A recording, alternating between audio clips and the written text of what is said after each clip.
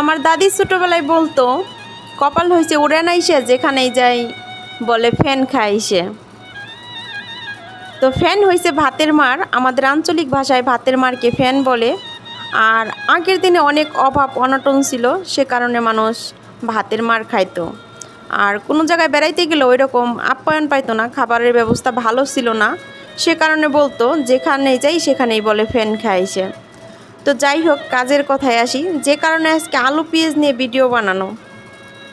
আমার কফিল যেদিনই বাজার নিয়ে আসে সেদিনই আমারে বলে, শিসমা হাদা বাসাল কিতির ফুলুস, শুয়াই শুয়াই, মানে আমারে বলে পেঁয়াজ অনেক দাম, অল্প অল্প করে দিস।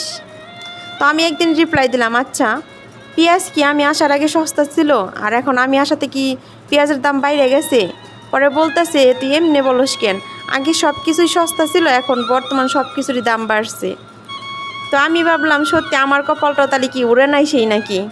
আর আমি যখন ফার্স্ট টাইম সৌদি আরব আসলাম তখন একটা হাতে পায়ের ক্রিম কিনতাম, 21 ক্রিমটার নাম, ওটা আর কিনতাম আপনার 12 রিয়াল দিয়ে, এখন বর্তমান সেটা 28 রিয়াল।